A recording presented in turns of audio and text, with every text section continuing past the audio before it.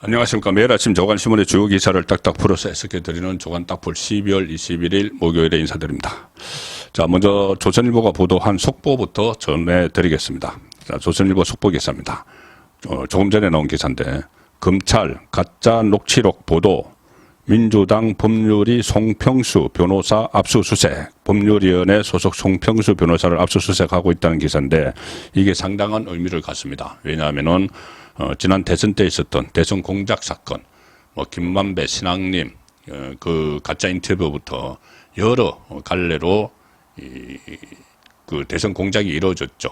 한마디로 대장동 몸통을 이재명에서 윤석열 후보로 바꿔치기 하는 그런 그 공작들이 이루어졌는데, 여기에 관련된 사람들 중에서 민주당 법률위원회 현재 변호사인데, 그 대선 기간에 하천대유 TF, 그러니까 몸통 바꿔치기를 위해서 만든 거기에 활동했던 사람입니다. 그러니 이 사람이 이 가짜뉴스를 만드는데 관여를 했다. 그러면 이것은 당시 하천대유 TF의 팀장이 이재명의 7인의 멤버였던 김병욱 의원이고, 그 다음에 또 당시 송영길 대표와도 연결이 됐고, 그래서 결국은 이 가짜 뉴스, 대선 공작의 몸통이 이재명이다. 이재명까지 올라간다. 이것을 밝혀내는 단계이기 때문에 압수수색이 상당히 중요한 겁니다. 대선 개입, 여론 조작 사건을 수사 중인 검찰이 지난 대선 당시 일부 언론의 윤석열 수사무마 가짜뉴스 보도에 관여한 혐의로 송평수 민주당 법률위원회 변호사를 지금 압수수색을 하고 있다. 서울중앙지검 특별수사팀이 만들어져 있죠. 강백신 반부패 1부장이 팀장인데, 송 변호사에 대해서 주거지의 검사 수사관을 보내서 관련 자료를 확보 중이고, 송 변호사가 허재현 기자가 운영하는 인터넷 언론사 리포액터, 그때 최재경 검사장을 사칭한, 중수부장을 사칭한 그런 보도를 했던 것이죠. 리포액터가 허위로 꾸며낸 최재경 녹취록을 보도하는 과정에 개입한 것으로 전해졌다. 송 변호사는 지난 대선 당시 민주당의 화천대유 토건비리 진상규명 TF 대변인을 맡았습니다. 대변인. 이재명 후보의 선대위에서도 활동하게 됐다. 그러니 결국 이재명에게 이런 사안들이 다 보고가 됐을 가능성이 점점 높아지는 거죠. 허재영 기자는 지난 대선을 8일 앞둔 작년 3월 1일 민주당 하천대유 TF로부터 최재경 녹취록을 받아서 윤석열 대통령의 그 가짜 녹취록이죠. 명예를 훼손한 혐의로 받고 있는데, 여기에 이것을 전화해 준 사람이 당시 선대위에서 활동을 했고 TF의 대변인이었던 이 변호사였다는 이야기입니다.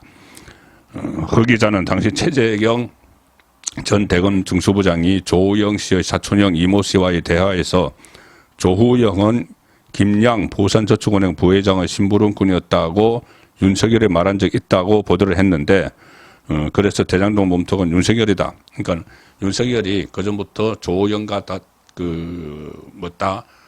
아는 사이였다. 그래서 조호영이 검찰의 수사를 받으러 왔을 때 커피를 한 잔 타주고, 조호영에 대해서 알고 있었기 때문에 조호영에게 커피를 한 잔 타주고 이 사건을 무마시켰다. 그런 그 이야기들이 있었죠. 그것을 틀을 만들기 위해서 이 가짜로 최재경, 김병욱 의원의 보좌관을 최재경으로 둔갑시켰어. 이렇게 녹취록을 허위로 지금 보도를 했다는 이야기입니다. 이 실제 인물은 대통령의 과거 상관이었던 최재경이 아닌 민주당 김병욱 의원의 보좌관인 최모 씨로 파악하고 허위 보도의 구체적 배경을 수사를 해왔는데, 이 과정에서 송 변호사가 이 보도에 관여한 구체적 정황을 확인을 했다.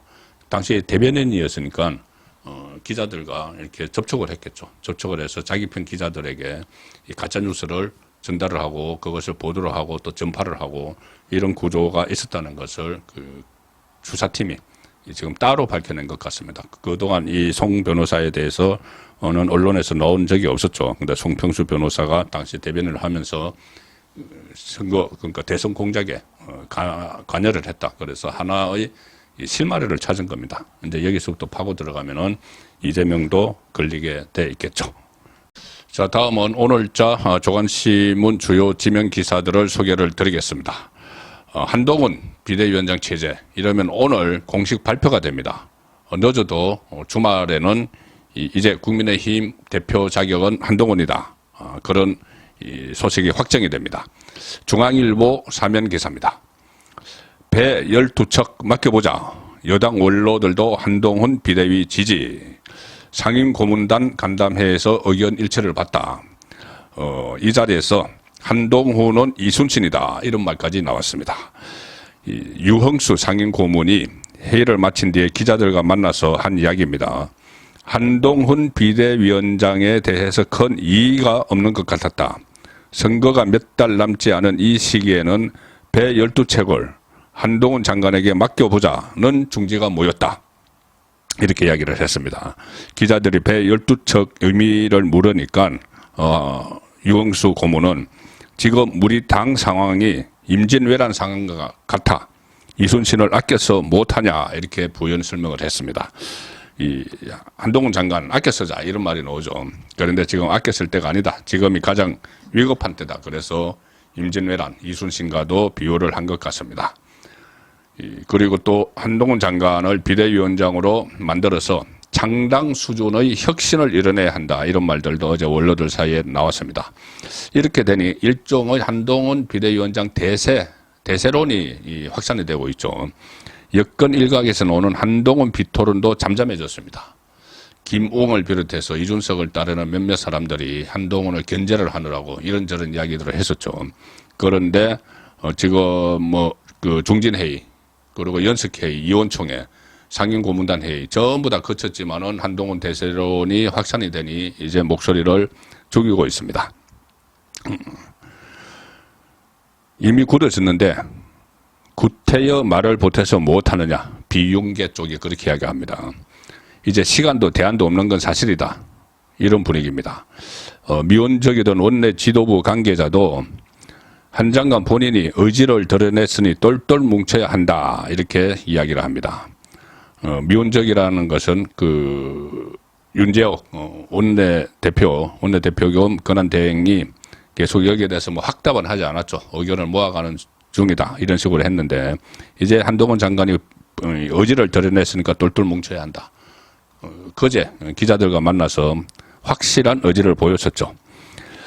일부 언론과 여권 일각에서 전날 한동훈 장관이 김건희 특검법과 관련해서 다음 총선에서 민주당이 원하는 선전선동을 하기 좋게 시점을 특정해 만들어진 악법이다. 이런 이야기를 한 것을 두고 그런 점을 고려해서 국회 절차 내에서 고려돼야 한다. 이렇게 한동훈 장관이 이야기한 것을 두고 총선 후 김건희 특검 수용 이런 해석을 내놓기도 했죠. 자, 그래서 지금 이 정치인 한동훈의 행보에 또 많은 관심이 모아지고 있는데 그런데 그제 한 그 말에 대해서 여권 핵심부는 좀 불쾌해하는 분위기다. 이것이 중앙일보의 표현입니다. 윤지혁 권한대행은 야당과 특검법을 합의를 하되 총선 이후에 하는 방안이 검토되느냐 이렇게 취재진이 질문을 하니까 김건희 특검법은 반헌법적 압법이고 이미 수사해서 혐의를 못 박힌 사건이고 특검법 주장은 선거를 앞둔 민주당의 정치 공세이기 때문에 당의 입장은 정리되어 있다. 그래서 특검 수용, 총선 전이든 총선 후든 특검 수용은 검토 대상이 아니다. 이런 그 뜻을 밝혔습니다. 한동훈 장관의 발언을 놓고 이 국회 절차에 따라서 고려돼야 한다. 이렇게 이야기한 것을 김건희 특검법에 대해서 이 조선일보가 이것을 총선 이후에 특검을 수용할 수 있다는 그런 식으로 해석을 했었죠. 그런데 지금 현재 국민의힘 지도부는 그런 해석을 하지 않습니다. 그런 해석을 하지 않고 한동훈 장관이 이야기한 것도 거부권 행사가 불가피하다. 이건 너무 엉터리 같은 법안이기 때문에 윤석열 대통령이 거부권 행사가 불가피하다. 거기에 방점을 뒀다는 것이 또 이 여당 지도부의 현재 지도부의 해석이기도 합니다.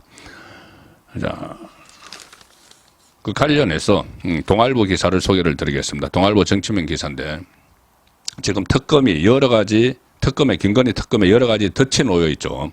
그런데 특히 선거 기간 내내 김건희 마녀 사냥 이게 가능하도록 설계가 되어 있습니다. 거기에다가 지금 이유를 대는 것은 주가 조작인데 주가 조작에 무려 뭐 100명 가까운 이 팀을 투입을 해서 80억 원의 돈을 들여서 지금 하겠다는 건데, 자, 동아일보 정치면 기사입니다. 야, 명품 가방 의혹 특검 수사도 가능하다 이렇게 이야기를 했습니다. 대통령실은 거부권이 불가피하다 그러면은 그럴수록 그렇지 않아도 거부권 행사가 불가피한 입장인데, 지금 최근에 몰래카메라로 찍은 작년 9월 달에 찍은 걸 지금 공개를 했죠. 뭐 서울의 소리라는 좌파 유튜브 채널에서. 그것도 특검에서 수사를 할 수 있다는 게 야당의 주장입니다. 그래서 대통령실은 거부권이 불가피하다는 거고, 김건희 특검법 야당에서는 28일 본회의 처리하겠다. 여당은 특검 추천 때 여당 그 배제 등 문제 조항이 많다 이렇게 반발을 하고 있습니다. 국민의힘이 한동훈 법무부 장관을 이러면 오늘 비대위원장으로 지명할 것으로 보여서 한동훈 장관이 28일 민주당의 이 김건희 여사 특검법 처리 방침에 어떻게 대처할지 관심이 모이고 있다. 그런 가운데 민주당은 최근 불거진 김건희 여사의 명품 가방 의혹도 특검으로 수사할 수 있다 이렇게 주장을 하고, 대통령실은 거부권이 불가피하다는 기류입니다. 그래서 결국 조금 전에 소개해드린 중앙일보 기사나 동아일보 기사는 한동훈 장관 비대위 체제가 이러면 오늘 출범을 하게 되는데, 가장 제일 먼저 선결해서 해결해야 될 문제가 김건희 특검법에 대해서 뭐 거부권은 윤석열 대통령이 행사를 하지만은 당을 이끄는 비대위원장이면은 이런저런 건의를 할 수가 있죠. 그래서 이것을 한동훈 장관이 어떻게 이것을 처리를 할 것인지에 따라서 정치적인 어떤 자질 같은 것을 볼 수 있다. 이 뉘앙스로 계속 보도가 나오는데, 한동훈 장관이 그제 이 문제에 대해서 김건희 특검법에 대해서 이것은 함정이 많이 있는 법이고 선거에 영향을 줄 수 있는 법이지만 어쨌든 이 법은 지켜야 된다. 이런 비슷한 취지의 이야기를 했죠. 법은 법이라는 식으로 이야기를 했습니다. 그러니까 뭐 지켜야 된다 이건 아니고 법은 법이라는 식으로 이야기를 했기 때문에, 그러면 이것이 조선일보가 그렇게 해석을 했습니다. 국회, 그러니까 총선에 영향을 주기 때문에 국회 절차에 따라서 진행을 하는 거니까, 그러면 총선 후에 국회 절차에 따라서 특검을 하자 이런 그 제안을 하는 것 아닌가 이렇게 조선일보가 해석을 했죠. 그런데 저도 그렇고 또 일부에서는 그 말을 자세히 보면은 특검을 아예 해서는 안 된다. 이게 많은 함정이 설치가 되어 있기 때문에 특검을 해서는 안 된다. 그래서 거부권을 행사해야 된다는 식으로 저는 그렇게 받아들였습니다. 이것을 한동훈 장관이 어떤 의미로 했는지는 이제 취임을 하고 나면은 좀 더 구체화되겠죠. 자, 이 상황에서 한동훈 체제 출범을 앞두고 여권 안에서 뭐 한 몇 가지 소동이 일어나고 있습니다. 소동이 보도가 되고 있는데 좀 어수선합니다. 하나는 김기현 지금 페이스북 통해서 사퇴한다는 입장 밝혀놓고 일주일째 잠적하다가 어제 울산 유권자들에게 이 문자 메시지 보내서 울산 총선에 다시 출마한다는 뜻을 밝혔죠. 그래서 이 비판이 많이 일고 있습니다. 거기다 어제 제가 또 말씀드린 내용인데, 자, 그 내용은 조선일보 정치면에 실려 있습니다.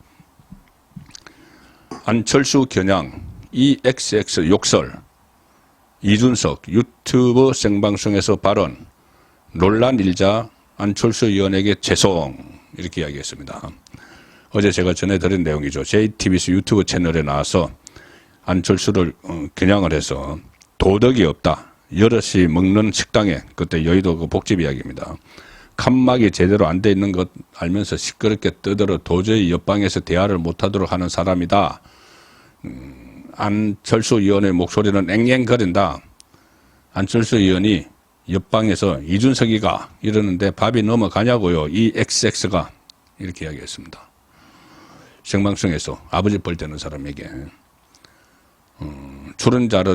출연자들은 따라서 웃었지만 이준석은 그 발언, 이 XX 발언 직후에 잠시 얼굴이 굳더니 주변을 슬금슬금 살폈다. 본인도 큰 실수했구나. 그냥 그 속 마음을 다스리지 못하고 나와버렸구나. 큰일 났다 싶었겠죠. 이 발언이 논란이 되니까 페이스북에 이준석이 안철수 의원에게 죄송하다. 제 불찰이다. 앞으로 더 조심히 방송에 임하겠다. 방송에 임하겠다. 이렇게 대형 방송 사고를 쳐놓고도 방송에 임하겠다. 지금 사실 이준석의 존재 가치는 좌편향된 일부 라디오 방송에서 계속 띄워줍니다. 또 유튜브 채널, JTBC 같은 데는 유튜브 채널에서 계속 이 장을 마련해주고 마이크를 주고 하니까 이준석이 기고만장해서 이런저런 이야기 마치 뭐 정치 예언가처럼 막 계속 이야기를 하고 있는데, 아니 이 방송에서 유튜브 채널은 조금 더 이렇게 좀 거칠고 거칠기도 하고 좀 자유롭기도 하고 하지만은 JTBC 종편에서 운영하는 유튜브 채널, 그리고 다른 유튜브 채널도 마찬가지로 제 유튜브 채널도 마찬가지로 이런 발언이 생방송으로 나가면은 그 출연자는 앞으로 연구에 출연 못합니다. 그리고 유튜브 채널도 문 닫을 정도까지 각오를 해야 되는 거죠.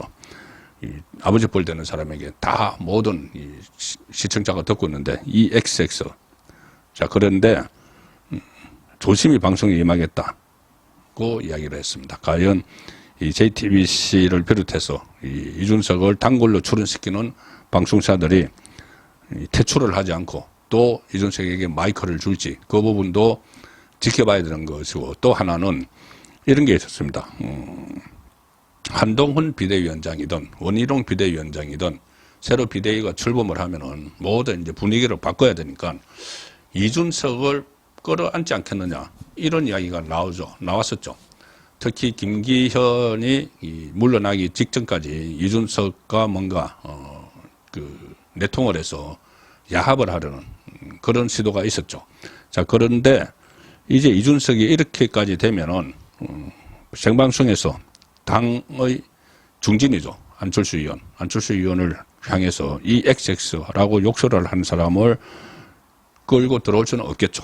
그래서 이준석은 이 XX 이 한마디에 방송 퇴출, 그리고 정치권에서도 퇴출될 가능성이 상당히 높아졌다고 저는 봅니다. 이게 처음이 아니고 계속 쌓여왔죠. 안철수 의원에게도 그 전에 등 X 이런 식으로 해서 또 제재를 받기도 했고, 여러 가지 정제되지 않은, 그러니까 인성의 문제를 노출을 시켰기 때문에 이제 정치권에서 더 같이 하려는 사람은 없어질 가능성이 높습니다. 또 하나 논란이 되고 있는 이 사람은 대통령 주변 사람인데, 자, TV조선 뉴스를 중심으로 소개를 드리겠습니다. TV조선 보도입니다. 친윤 박성민 대통령 밤새도록 내게 전화 발언 논란, 여친윤계 입단 구설. 자, 윤석열 대통령 측근으로 꼽히죠. 국민의힘 박성민 의원. 윤석열 대통령이 가끔 이렇게 용산으로 불러서 이런저런 세상 돌아가는 이야기를 나눈다. 반주 한 잔 곁들이면서 그렇게 많이 알려진 인물입니다. 이 알려진 것은 박성민 의원이 여기저기 말하고 다니기 때문이죠. 박성민이 대통령과 친분을 가시하는 듯한 내용의 녹취 파일이 어제 공개가 됐습니다. 울산에서 열린 한 봉사단체 모임인데, 여기서 박성민 의원이, 박성민 울산 지역구입니다. 모임 참석자들에게 이렇게 이야기합니다. 지금 네덜란드 국빈 방문 중이었죠, 그때. 네덜란드 순방 중에 윤석열 대통령으로부터 새벽에 걸려온 전화를 20번이나 받지 못했다. 네덜란드 국빈 방문 중인 윤석열 대통령이 자기에게 막 전화를 걸어왔는데 20번이나 내가 못 받았다. 일종의 자기 과시를 막 하는 거죠. 내가 이런 사이야, 이런 사람이야, 이런 건데, 이런 말까지 했습니다. 우리 대통령님께서 네덜란드에서 계속 전화를 저녁 11시부터 새벽 2시까지 그 후로 밤새도록 전화를 했는데 내가 못 받았다.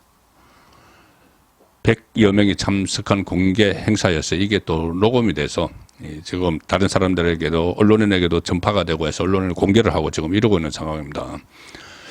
울산 지역 정치인은 박성민 의원은 평소에도 대통령과 새벽까지 술을 마셨다는 자랑을 했다. 이 윤심팔이라는 지적에 놓은가 박성민은 이렇게 또 해명을 합니다. 대통령이 밤낮을 가지지 않고 일하는 모습을 설명하는 과정에서 나온 말, 그걸 왜 그렇게 식으로 설명을 합니까? 일단 이 본인이 친분을 가시했다는 이 문제가 하나 있죠. 친분, 그 대통령 간 친분을 가시를 했는데 사실 이 윤석열 대통령뿐이 아니고 그 전 대통령들도 이 저녁 시간 되면은 민심을 파악을 하고 정가 특히 여권 안에 여론 동향을 듣기 위해서 여권 그 국회의원을 불러서 뭐 정식 식사를 많이 하곤 합니다. 그 하는데 거기 다녀온 걸 누설을 하는 것은 여의도 정가에서 금기시돼 있죠. 한번 이렇게 되면은 다음에 또 이렇게 불러서 여론을 파악하거나 이런 걸 하기가 어려워집니다. 그런데 지금 박성민 의원은 본인이 이 윤석열 대통령과 가깝다는 것을 지금 가시하기 위해서 이런 그 자기 가시를 한 것이 상당히 문제라는 점이 하나 있고 또 하나는 그러면 윤석열 대통령이 네덜란드 국빈 방문하면서 왜 이 박성민에게 이렇게 새벽 시간에 심야 12시 넘어서 2시까지 전화를 이렇게 많이 했을까? 받지도 그런데 그걸 받지를 못했죠. 그 이유가 있죠. 뭐냐면은 이 네덜란드 국빈 방문하는 기간 중에 김기현 소동이 일어났습니다. 여당 대표 김기현이 뭐 잠적을 하고 양손에 떡을 쥐고 뭐 울산 선거에도 나가겠다, 대표직도 갖고 있겠다, 양손에 떡을 쥐고 했기 때문에 보도가 있었죠. 윤석열 대통령이 네덜란드에서도 김기현에게 전화를 해서 내려놓으라고 했다. 그 불출마 선언을 하라고 이렇게 권유를 했다. 이런 보도도 있었죠. 그래서 그때 네덜란드 국빈 방문하면서도 좀 일정이 끝나는 시간에 계속 김기현 그러니까 여당 문제에 관심이 없을 수가 없는 겁니다. 그런데 여당 안에서 일어나는 이야기를 듣고 싶었겠죠. 그 박성민 의원에게 평소에 이렇게 자주 접촉을 하니까. 그리고 특히 두 사람 김기현, 박성민 두 사람 다 울산의 지역구입니다. 울산의 지역구니까는 울산 내부 사정도 좀 듣고 싶고 그렇게 전화를 했는데 이 박성민은 전화를 받지도 못해놓고는 밤에 자느라고 뭐 받지도 못해놓고는 그걸 못 받았다는 것을 자랑 삼아 이야기를 한 겁니다. 자, 그러니 이 박성민 의원의 앞으로 행보에 상당한 제약이 생기는 그런 결과가 생겼습니다. 자, 마지막으로 야당 소식을 전해드리겠습니다. 아시아투데이 이 기사입니다. 민주당 원로들 악마화 안 돼.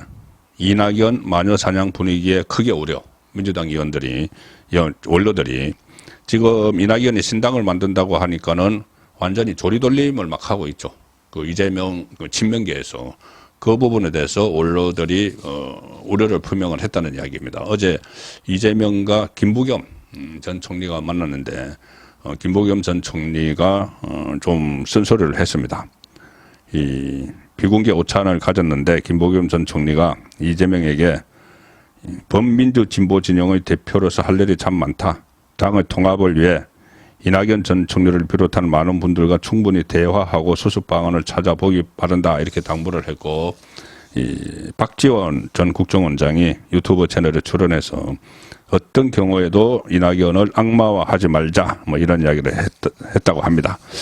제가 아시아투데이 기사를 소개해 드렸는데 오늘 그 오후 2시 제가 매주 목요일 오후 2시에 아시아투데이 TV, 아투TV죠. 아시아투데이 TV에서 오후 2시부터 생방송을 보내드리고 있죠. 송국근의 현장 정치 오늘 오후 2시에 제가 진행을 합니다. 라이브인데 긴박하게 움직이는 여의도 소식 특히 한동훈 체제 이러면 오늘 출범을 할 텐데 또 김건희 특검법 이것을 어떻게 돌파를 해나갈지 이런 부분들을 중점적으로 좀 더 보강 취재를 해서 오후 2시에 아시아투데이 TV, 아투TV에서 라이브 방송으로 만나 뵙도록 하겠습니다.